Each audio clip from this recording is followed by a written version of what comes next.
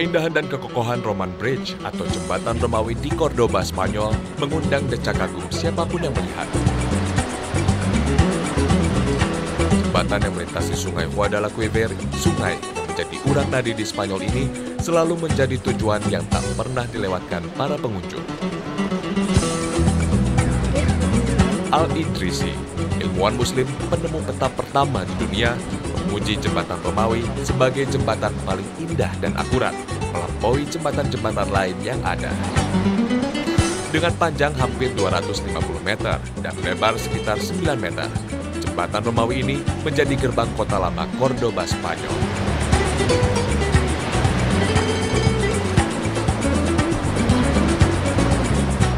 Beberapa catatan sejarah menyebutkan jembatan ini dibangun Romawi pada abad ke-1 sebelum Masehi. Itu sebabnya jembatan ini dinamai Jembatan Romawi. Namun kitab-kitab sejarah Islam klasik mencatat sebuah fakta menarik dari pembangunan jembatan ini. Jejak Romawi hanya ada pada dasar dari jembatan yang kini sudah rata. Sementara wujud jembatan yang kini berdiri megah ini, sekalipun sudah mengalami restorasi dan renovasi, merupakan karya besar kaum muslimin pada masa Khalifah Umawi, Umar bin Abdul Aziz.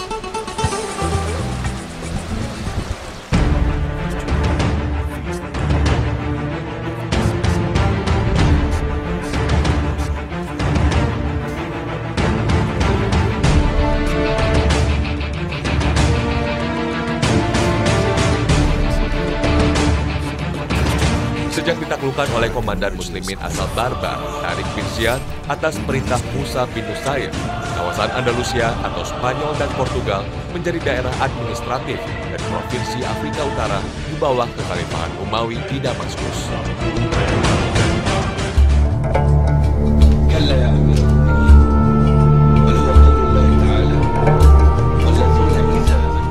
Saat Umar bin Abdul Aziz, khalifah yang adil dari kekhalifahan Umawi berkuasa, kawasan Andalusia mendapatkan perhatian besar.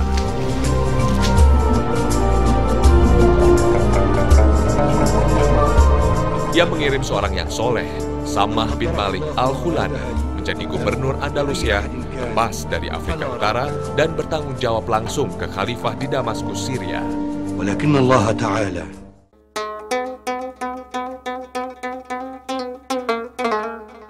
Sejak itu, Andalusia memasuki babak baru. Sejarah mencatat, di masa inilah Andalusia memasuki era Al-Wulad atau masa di bawah kekuasaan gubernur Umawi di Damaskus.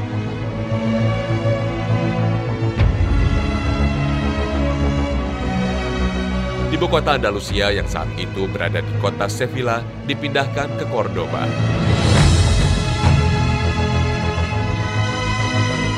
Gubernur Samah Al-Khulani langsung menata kota Cordoba dengan berbagai fasilitas umum. Satu di antaranya adalah jembatan Romawi. Pembangunan jembatan dilakukan atas perintah langsung Khalifah Umar bin Abdul Aziz di Damaskus, Syria.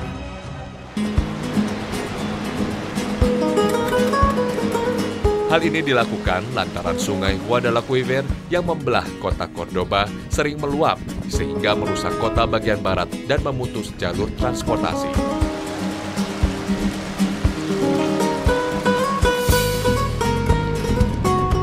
Maka pada tahun 101 Hijriah, atas perintah langsung Khalifah Umar bin Abdul Aziz, Gubernur Al-Khulani membangun jembatan yang hingga kini masih berdiri kokoh di Cordoba, yang menjadi kebanggaan masyarakat Spanyol.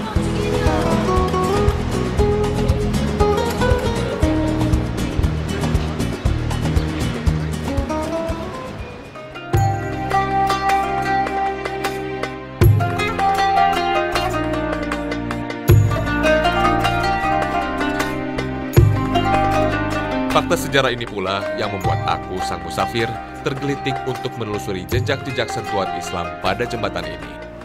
Luar biasa, Kang ya. Jadi jembatan ini sebenarnya punya peran yang sangat vital, Kang ya. Dia menghubungkan wilayah Cordoba, bagian timur dan barat, di mana barat ini merupakan pusat pemerintahan Cordoba saat itu, Kang. Dan sampai sekarang. Ya. Dan kalau kita lihat dari namanya, bangunan ini dinamakan Roman Bridge, kan. Artinya dibangun pada masa Romawi. Memang Mas Yogi, dari namanya sudah bisa diketahui bahwa ini dibangun oleh Romawi. Tetapi yang perlu diketahui sama Mas Yogi, yang dibangun oleh Romawi adalah bagian dasarnya saja. Pondasinya kan ya? Iya, bagian atasnya dibangun oleh penguasa Islam. Badan jembatan ini oleh Islam kan? Oleh Umar bin Abdul Aziz. Kala itu Umar bin Abdul Aziz sebagai khalifah di Damaskus. Dan beliau mengontrol langsung wilayah Andalus. Di sini Mas Yogi, ketika air meluap, maka jembatan ini tidak bisa dilewati lagi. Tertutup oleh air. Oleh karena itu, Umar bin Abdul Aziz membuat kebijakan untuk membangun jembatan yang lebih tinggi lagi dan lebih kokoh. Nah, inilah jembatannya Mas Yogi. Kalau kita lihat dari arsitekturnya dan teknologinya, kita bisa mengetahui betapa cerdasnya Umar bin Abdul Aziz untuk membangun jembatan ini. Selama masa keemiran, Andalusia dipimpin 22 emir atau gubernur yang berpusat di Cordoba yang ditandai dengan pertumbuhan yang luar biasa. Namun Andalusia mulai memasuki babak baru setelah kekhalifahan Umawi di Damaskus melemah.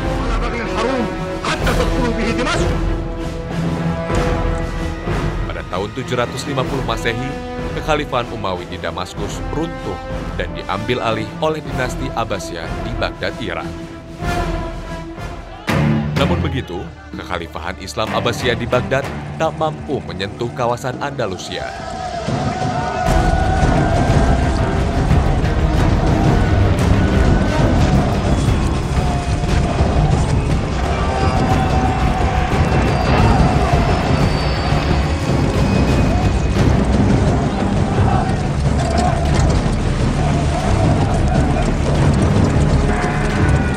Hisham bin Muhammad, khalifah terakhir Umawi, melarikan diri dan akhirnya terbunuh dalam pelariannya.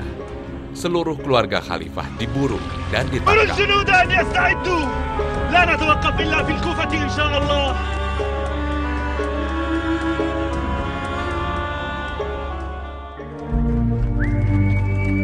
Namun seorang pemuda dari keluarga Umawi bernama Abdurrahman berhasil lolos dan bergerak menuju Andalusia.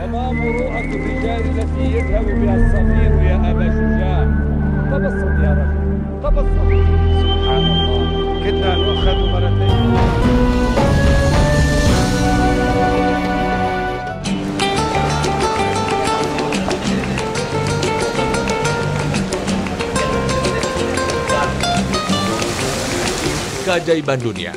Begitulah kota Cordoba di era kejayaan Islam ini dijuluki oleh penulis barat Stanley Lane Poe.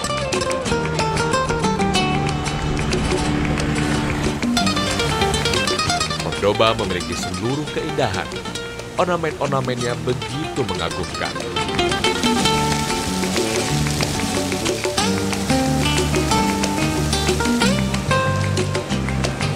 Jejak-jejak kejayaan Islam tak hanya meninggalkan bangunan-bangunan megah, namun mewariskan peradaban dan ilmu pengetahuan yang tak ternilai harganya.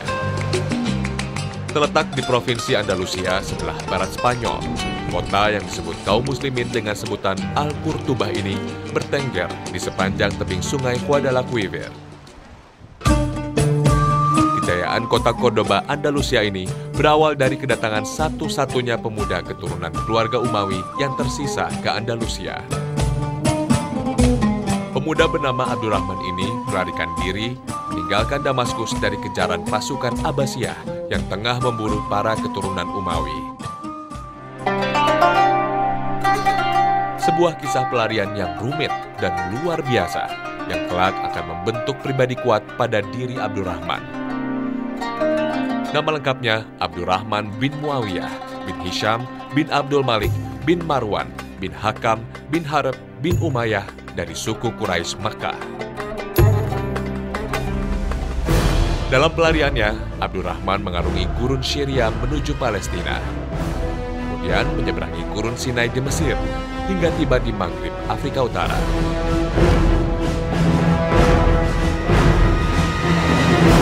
Beberapa kali dihadang pasukan musuh, namun dalam keadaan sulit, ia berhasil meloloskan diri. Ia pun menyeberangi Selat Gibraltar melalui Ceuta menuju Andalusia. Hingga akhirnya, ia berhasil menggalang kekuatan baru dan berhasil mengambil alih Andalusia di Spanyol.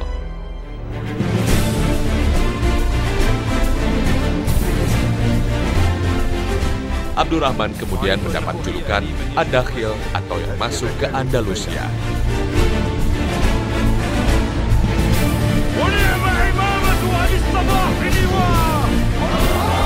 Sejak itu, Andalusia kembali ke pangkuan Umawi. Kota Cordoba pun melesat menjadi kota yang maju di bawah penguasa Abdurrahman Ad-Dakhil yang bergelar Abdurrahman I.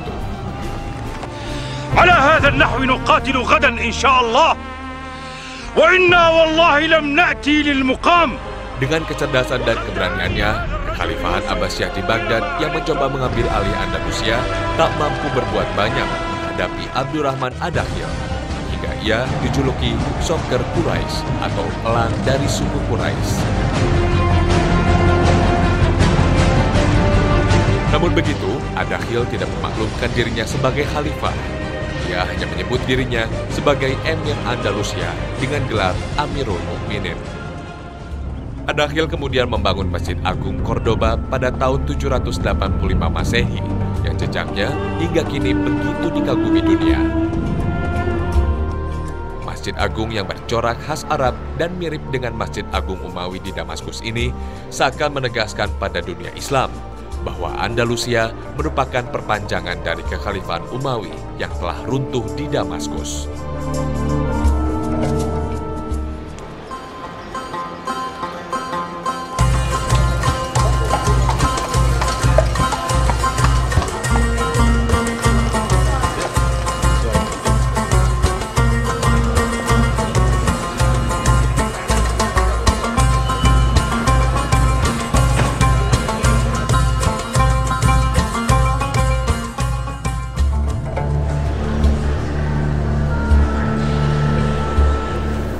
Luar biasa Kang, masih megah banget nih Kang bangunan masjid.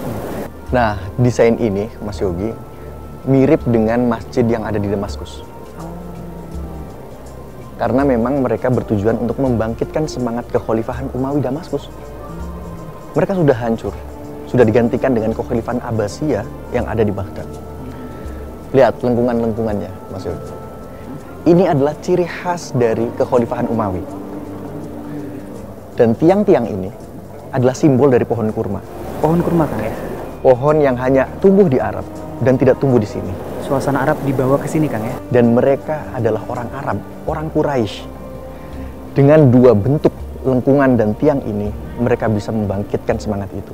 Belum lagi sempurna pembangunan masjid, Abdurrahman wafat setelah memerintah Andalusia selama 32 tahun.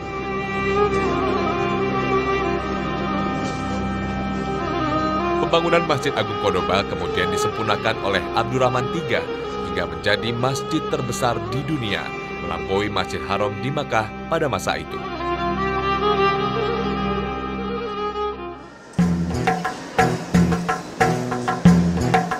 Berdiri di atas tanah seluas 17.000 meter dengan lebih dari 1.000 tiang, Masjid Agung Cordoba mampu menampung 9.000 jemaah. Sayang, Masjid Agung Cordoba kini tidak lagi berfungsi sebagai tempat ibadah kaum muslimin. Sejak Andalusia jatuh ke tangan musuh, Masjid Cordoba dialihkan menjadi gereja katedral. Tak kurang dari 150 tiang masjid diruntuhkan untuk membangun katedral di tengah masjid.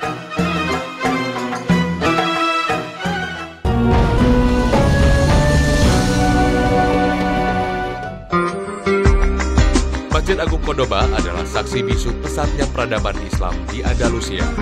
Arsitekturnya merupakan perpaduan simbol kekayaan pengetahuan dan keindahan Islam. Pembangunan masjid ini dilanjutkan oleh Abdurrahman III setelah Abdurrahman Ad-Dakhil meninggal dunia.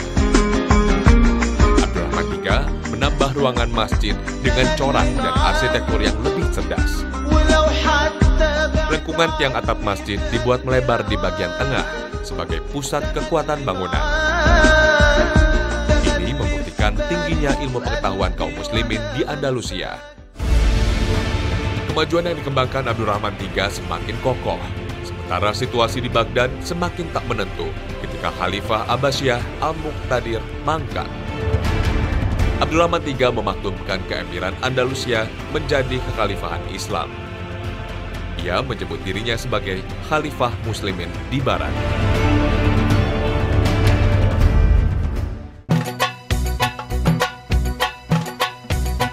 Pada saat inilah Andalusia mengalami kejayaan dan keemasan. Jalan raya dan pengadaan air minum dibangun di seluruh penjuru negeri. Pertanian, industri, perdagangan, dan pendidikan mengalami kemajuan yang pesat. Universitas Cordoba dibangun dengan dilengkapi perpustakaan yang menampung ratusan ribu buku.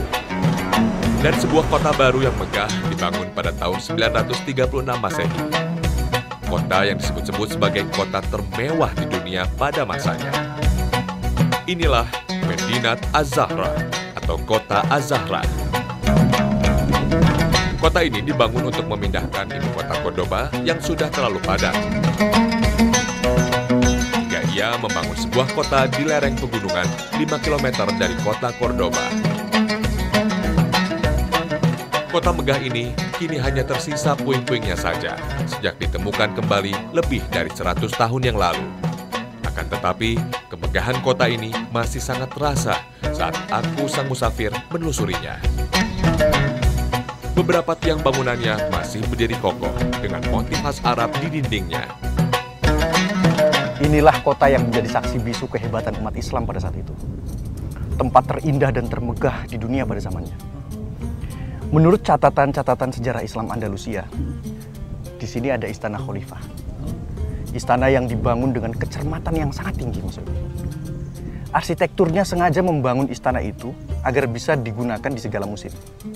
Kita lihat ventilasinya. Kalau musim dingin Mas Yogi, maka cahaya matahari yang masuk itu banyak sekali. Jadi hangat kan? Hangat. Semuanya meliputi areal istana, cahaya matahari.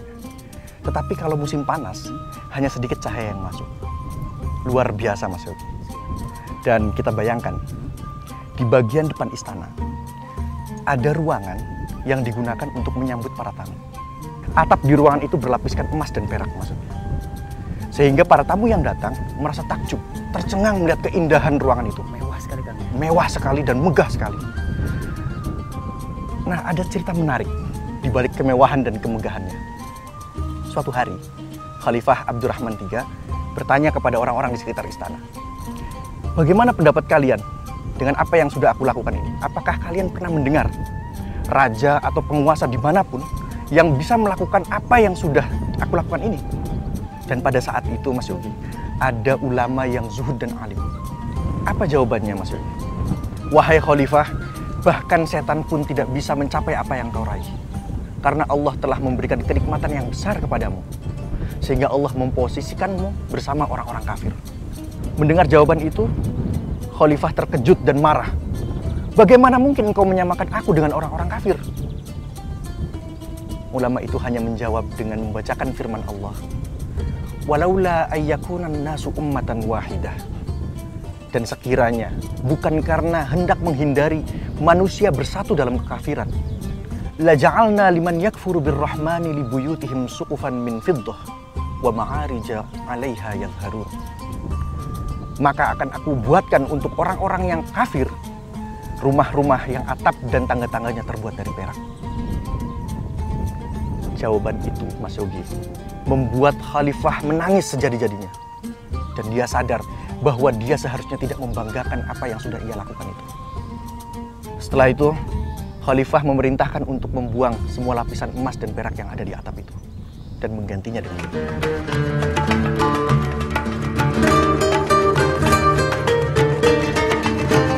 Inilah jejak kemegahan Madinat Az-Zahra pada puncak kejayaan Andalusia.